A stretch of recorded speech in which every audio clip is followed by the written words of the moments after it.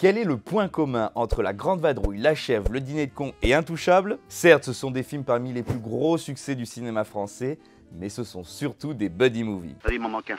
Il m'en manque un. Mais vous croyez? Oui.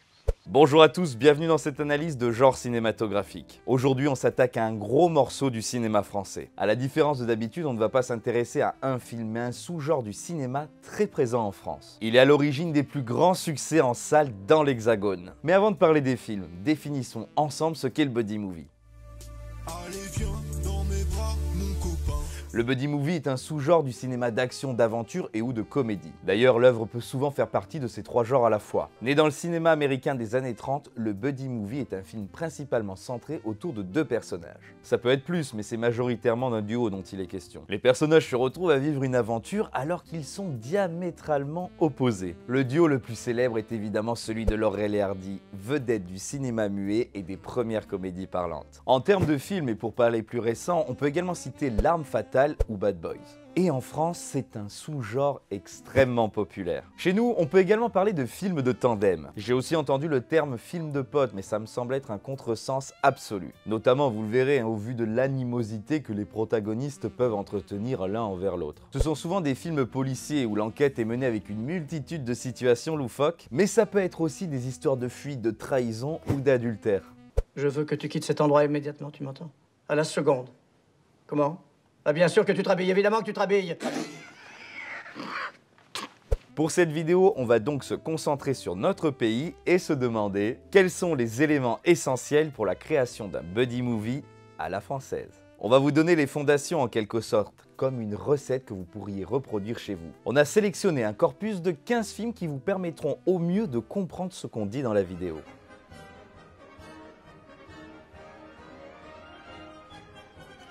Ça fait beaucoup.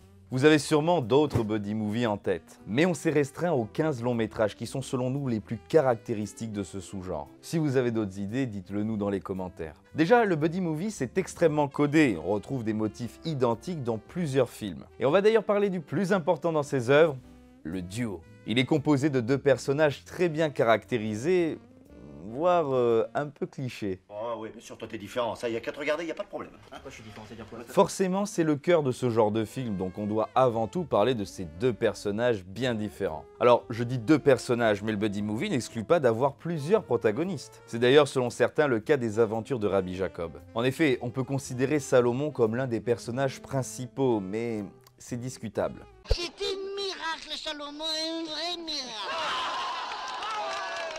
Bref, nous on est vraiment parti avec des films avec seulement deux protagonistes comme cœur de l'histoire. Bref, et ce qui ressort de tous ces films, c'est l'excellente caractérisation des deux personnages. Ça servira à accentuer leurs différences. Comme je l'ai dit, ça frôle parfois la limite du cliché, mais c'est bien entendu pour créer l'effet comique. Tout ça fait rien, je vous garde quand même. En faisant une petite liste des archétypes, commençons par le premier, la brute, le costaud. On peut citer par exemple Jean Reno dans l'opération Cornet de Bif ou bien sûr Gérard Depardieu dans Les Compères et la Chèvre. J'ai pas bien compris. Ouvrez, on entend mal. Cette brute peut, même si ce n'est pas automatique, être un malfrat ou un voyou. On pense encore à Jean Reno dans L'Enquête Corse cette fois et à Depardieu dans Les Fugitifs, mais également à Lino Ventura dans L'Emmerdeur d'Édouard Molinaro ou à Gabin dans La Traversée de Paris. C'est d'ailleurs souvent un dur au cœur tendre, symptomatique des brutes au cinéma, et d'ailleurs on en a parlé dans notre vidéo sur le cinéma français des 30 Glorieuses. D'ailleurs n'hésitez pas à aller la regarder, mais après celle-là. A contrario, on retrouve, vous vous en doutez, l'homme niais à la limite de la bêtise, à l'image de Bourvil dans La Grande Vadrouille. Vous avez une nurse anglaise? Pour rester dans ce film, on a un troisième archétype, le personnage colérique, méchant et fourbe incarné par Louis de Funès. C'est de la bouillie tout ça. C'était pas mauvais, c'était très mauvais. Voilà, exactement. Alors reprenons. On dit 7. Hop. Qu'on retrouvera également dans Rabbi Jacob. Et pour terminer sur les clichés de personnages, on doit forcément parler de l'homme triste, en dépression, comme le joue Pierre Richard dans les 3 films de Weber, mais également comme Jacques Brel dans L'Emmerdeur, écrit par Francis Weber d'ailleurs. J'en profite pour vous dire que si la vidéo vous plaît, n'hésitez pas à vous abonner à la chaîne. C'est important pour nous, mais pour vous aussi, car vous êtes très nombreux à voir les vidéos sans être abonnés. Et donc sans être au courant des actualités, des nouvelles sorties de vidéos, etc. etc. Bref, on va s'arrêter là pour la liste, mais à présent, continuons avec les différences entre tous ces archétypes. Elles proviennent de multiples sources. Elles peuvent être physiques, forcément l'âge, le poids, la taille, la couleur de peau. Ça peut être aussi des différences de statut social, d'emploi, de lieu de vie, bref, tout ça va ensemble. Et bien sûr, surtout des différences de personnalité et d'attitude. Mais l'important, le mot d'ordre, c'est qu'il y en ait de la différence. Donc toutes ces différences, ajoutées aux personnalités très typiques des protagonistes de Buddy Movie, ont créé des motifs de duo type que l'on retrouve parfaitement dans nos films. Si le ravage me flingue, je vous jure, je me flingue. Ils ont demain sur la conscience, le père. Alors bien évidemment, quand on mêle 2 archétypes, on crée un archétype de duo. Même si ces clichés ne résument pas les personnages, ils en disent long sur leurs caractéristiques tout au long de l'histoire. Tout au long de l'histoire, ou plutôt une grande partie. Car on va exclure la conclusion de cette relation, parce qu'il y a des rebondissements, mais on en reparlera plus tard. 1. La relation brute-faible, et n'y voyez là aucune méchanceté, car je vous rappelle qu'on parle d'archétype, et c'est celle qui revient le plus régulièrement. Elle est présente dans 8 films sur les 15 de notre corpus. Et pour cause, humoristiquement parlant, c'est extrêmement efficace. Arrête de raconter tes saloperies, oui. Ah bon, dis-toi maintenant, comme tu voudras. L'humour, c'est cruel, il faut qu'un personnage souffre. Vous n'avez qu'à voir vos comédies préférées pour vous en rendre compte. La violence physique dans les buddy movies est extrêmement présente. Jean Reno qui malmène Clavier dans l'enquête corse, et vas-y que je te cache dans le coffre, et vas-y que je te menace avec un flingue, c'est constant. De Funès est sans arrêt en train de malmener Bourvil dans La Grande Vadrouille, et sans parler des fameux coups de tête de Depardieu dans les films de Weber. Mais aucune force.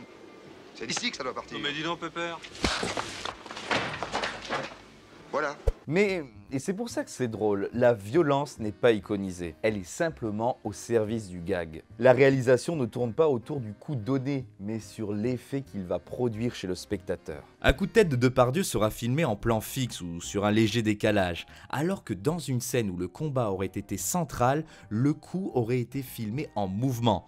L'accent aurait donc été mis dessus. Et d'ailleurs, puisqu'on est dans cette scène des compères, la brute finit par changer de camp, et on voit Pierre Richard réussir à placer un coup de boule à Depardieu. 2. La relation entre l'homme rusé et méchant face à l'homme gentil et niais. C'est une relation qui est assez symptomatique de ce sous-genre. Le rusé, qui a un statut social souvent plus élevé, peut avoir l'emprise sur l'homme niais. Oh, mais ne croyez pas que vous allez me faire marcher à la baguette, moi, hein?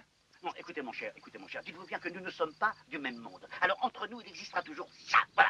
C'est cette dynamique qui est si chère aux films de Gérard Houry, comme La Grande Vadrouille ou bien évidemment Le Cornio. Le Cornio qui est d'ailleurs pas dans ce corpus, puisqu'on est plutôt dans un road movie plutôt que dans le buddy movie. Une dernière relation assez présente, c'est celle qui joue sur l'âge. Le meilleur exemple est sans doute la relation Omar Sy et François Cluzet dans Intouchable, qu'on peut mélanger avec la relation riche défavorisée, qui est une dynamique qu'on attache à la comédie, mais aussi facilement au drame. Tous ces exemples nous montrent l'importance de caractériser un maximum le duo de tête dans le buddy movie. Une fois cela fait, on peut créer des situations comiques dans le scénario. Tout à l'heure, on parlait de films de tandem, vous en souvenez? Eh bien, c'est selon moi une appellation vraiment subtile pour traduire le terme de buddy movie. Dans ces histoires, le tandem, au sens du vélo, c'est le scénario. Et il a besoin de ces 2 personnages pour avancer, pour rouler. Alors bien sûr, il y en a un qui va forcément pédaler plus que l'autre, puisqu'il est mieux entraîné ou il a un meilleur équipement. Mais les 2 courent ensemble pour atteindre leur but.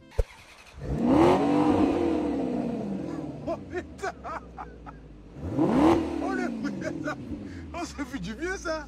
C'est bon ça. Eh bien, je trouve la métaphore beaucoup plus élégante que film de potes. Ça me fait plus penser à des œuvres légères comme American Pie où le scénario c'est pas le plus travaillé. Et justement, le scénario est écrit d'une manière extrêmement précise. Tous les buddy movies ont la même structure, alors parlons-en. Allons, en route. Debout. Stanislas. Je dis pas que toutes les histoires de buddy movie sont les mêmes, mais je parle bien de structure de scénario. Le boulot du scénariste, c'est de bien caractériser ses personnages, mais on en a déjà parlé sur la chaîne. Et c'est aussi et surtout de bien caractériser ses intrigues. Et dans un buddy movie, l'intrigue principale est forcément centrée sur les 2 protagonistes. Contrairement à ce que j'ai pas mal lu sur ce type de film, il n'est pas contradictoire que les personnages n'aient pas le même objectif. D'ailleurs, c'est affligeant le nombre de bêtises qu'on peut trouver sur ce genre sur internet. Les protagonistes peuvent avoir des objectifs différents dans le film, mais il est primordial qu'ils suivent le même chemin. Ce qui me rend malade, c'est de voir qu'on fait pas notre travail. Et qu'est-ce que c'est notre travail? C'est assurer la sécurité de nos concitoyens. Arrêter les délinquants. Vous savez très bien d'ailleurs. Ah bon, tu veux arrêter quelqu'un? C'est le seul élément qui est obligatoire dans le buddy movie. Il est présent dans tous les films de notre corpus et même dans d'autres que l'on n'a pas sélectionnés. Alors ça ne veut pas forcément dire qu'il faut rendre complexes les objectifs des personnages. Il est souvent très efficace de donner un objectif simple, commun aux protagonistes du buddy movie. C'est d'ailleurs la recette la plus classique et ça marche très bien. Pour parler d'un film récent, dans La folle histoire de Max et Léon, les personnages interprétés par Grégoire Ludig et David Marsay veulent tous les deux rentrer chez eux. C'est leur objectif commun. Ils vont d'abord chercher à se faire réformer de l'armée, puis fuir la guerre par tous les moyens possibles en multipliant les situations plus drôles les unes que les autres. Exactement la même dynamique que La Grande Vadrouille, le buddy movie français le plus iconique. C'est d'ailleurs un excellent film d'aventure du Palmachot. Ceux qui l'ont pas vu, je vous conseille d'aller le voir, c'est hilarant. Et si je vous parle de La Grande Vadrouille, c'est qu'à mon avis, il en est le parfait héritier. Un autre exemple qui parlera peut-être à plus de gens. Dans Le Dîner de cons, les deux personnages ont un objectif similaire, retrouver la femme de Pierre Brochand. Alors il y a bien sûr le double jeu du personnage de Brochand sur ses intentions avec François Pignon. Comment est-il? Un champion du monde. Qu'on perçoit directement en tant que spectateur, car Weber est un grand scénariste. Mais tout le film est centré sur cet objectif principal. Et c'est ce chemin commun qui va les amener à appeler Juste Leblanc et à faire venir Cheval pour avoir des infos sur Menot. C'est la même chose pour la chèvre, l'objectif est de retrouver Marie, la fille du PDG. Eh bien, on s'infiltre dans le milieu, on recueille des renseignements. Le milieu. Ouais, la pègre, quoi. Oh, pardon. Oh, pardon. Je fais une petite interruption encore une fois pour vous encourager à commenter, notamment sur ce genre de vidéo très fournie où chacun peut avoir un avis différent, alors n'hésitez pas. Bref, là j'ai évoqué des films avec des personnages qui ont un objectif commun. Eh bien, il y a une deuxième manière d'écrire un scénario moins conventionnel. Dans ce type de film, on a des objectifs différents pour les personnages. Mais notez-le bien encore une fois, toujours le même fil conducteur. Dans Les Fugitifs, les deux personnages ne veulent pas du tout la même chose. Le personnage de Pierre Richard veut offrir à sa fille une vie décente et décide donc de braquer une banque. Sauf qu'il prend en otage le personnage de Depardieu, un criminel qui sort de prison et qui veut se ranger. On a donc un personnage d'un côté qui veut fuir le système et se mettre en marge, et de l'autre un qui a passé sa vie dans l'illégalité et qui veut se ranger. Objectifs différents tout au long du film, mais même chemin.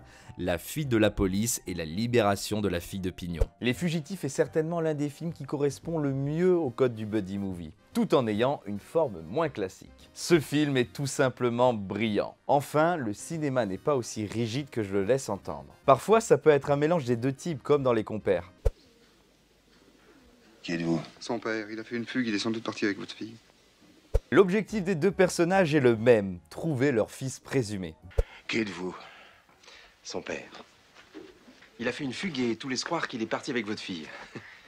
Mais si on monte au niveau méta, c'est pas pour la même raison. Pignon pour donner un sens à sa vie, et Lucas car il n'a que son boulot dans sa vie et il travaille à Nice où le jeune a fugué. Mais dans tous les cas, ils suivent encore une fois le même chemin. Mais il a combien de pères ce gosse? Ah, et dernière chose, jusque-là, on parle peu de réalisation dans cette vidéo. Bien que les réalisateurs de ces films soient des grands noms du cinéma, comme Ouri, Molinaro, Weber, etc., etc., la réalisation n'a rien de caractéristique, rien que l'on puisse estampiller buddy movie. Bon, je vais nuancer. Oui, il y a un dynamisme très présent, renforcé avec le montage et les chants contre chants pour mettre en valeur soit l'amitié, soit l'animosité des personnages. Mais à part ça, la réalisation n'est souvent pas très inspirée.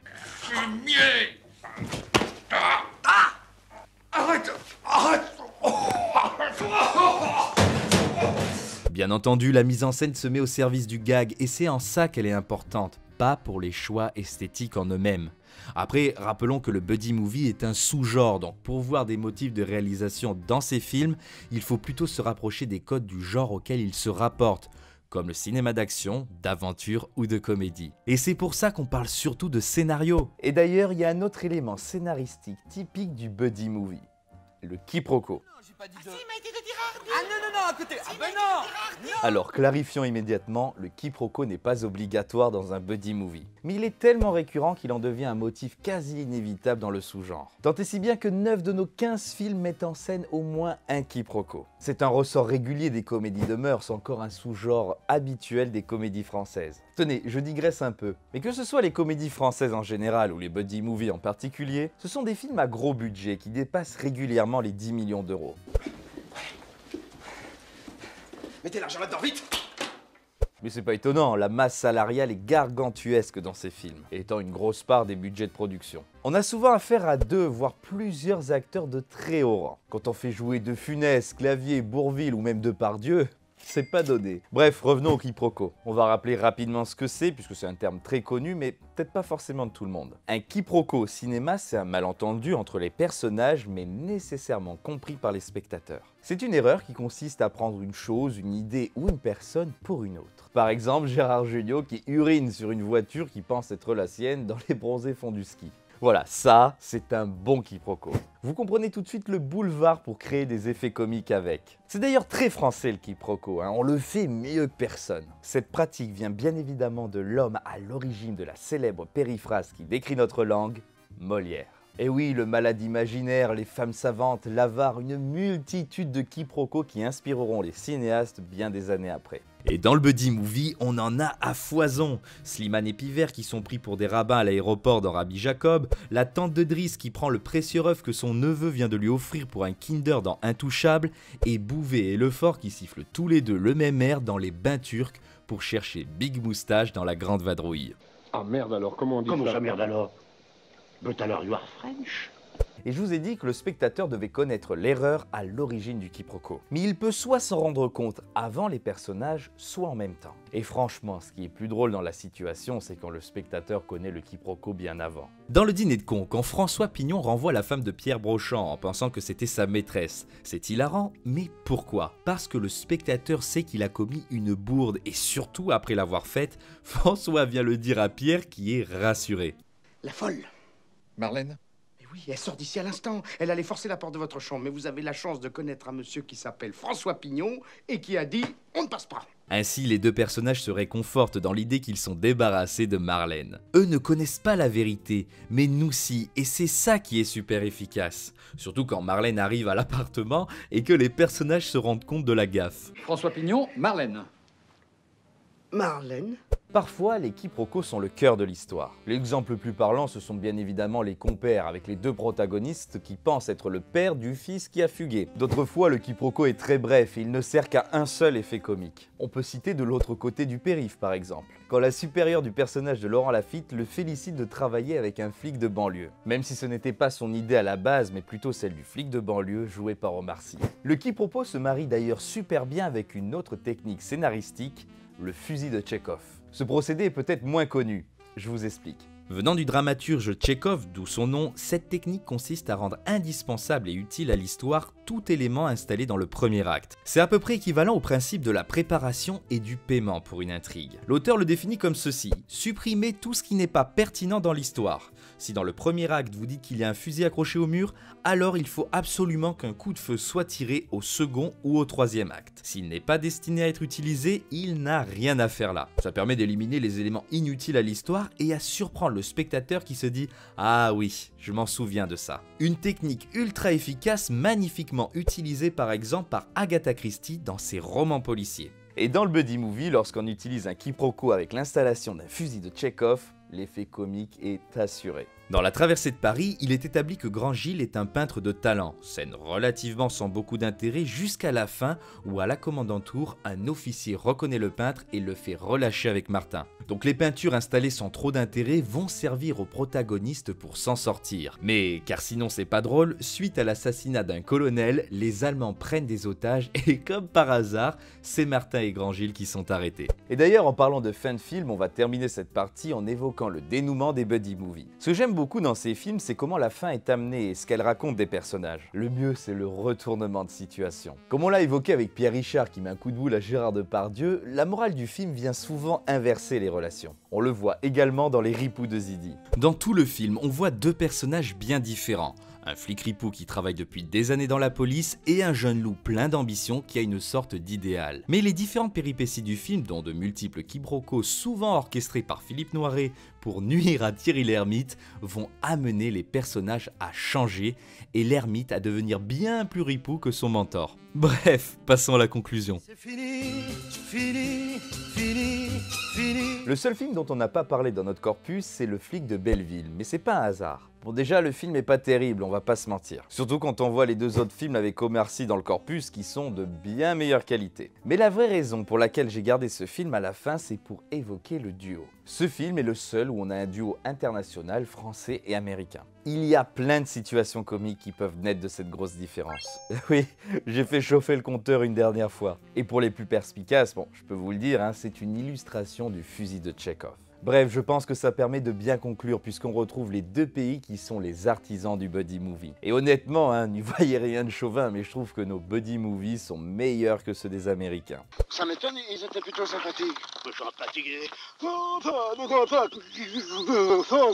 Soyons fiers de notre cinéma d'hier et d'aujourd'hui car nos auteurs ont beaucoup de talent. Mais alors pause, on retient quoi de cette vidéo ? Comment faire un bon buddy movie? Déjà, un bon duo, très caractéristique et très cliché. Une brute avec un faible, un fourbe avec un niais ou un jeune avec un vieux. Et si avec ça vous avez des acteurs iconiques, ça marche encore mieux. 2. Un scénario très structuré. C'est pas parce que c'est un sous-genre assez simple qu'il ne faut pas respecter des codes précis. Donner des objectifs à ces personnages qui soient communs, différents ou un mélange des deux, peu importe. Mais surtout donner un chemin commun à ces personnages, qu'ils vivent les mêmes aventures et les mêmes péripéties. Et enfin, ce n'est pas obligatoire, mais ça aide, le quiproquo. Ça apporte des éléments comiques et des gags très efficaces, surtout s'il se tient en longueur dans le film. Et que les deux protagonistes ne connaissent pas le malentendu et le public si, là c'est hilarant. On a l'habitude de vous conseiller un film en fin de vidéo, mais là c'est un peu compliqué de vous en conseiller un en particulier. Déjà, bien entendu, regardez les 15 films dont on a parlé dans cette vidéo. Mais vous pouvez facilement rajouter un Saint-Jean hiver, Le Corneau de Nous fâchons pas ou Les Anges gardiens. Ce sont des mélanges entre les buddy movies et d'autres genres très codés. Vous comprenez donc pourquoi on les a pas sélectionnés, mais ils sont à voir. Et bien voilà, dites-nous dans les commentaires si vous connaissiez le buddy movie, si vous avez apprécié cette vidéo, puisqu'on vous fait des analyses de cinéma d'habitude, alors là, on a hâte de savoir si ce format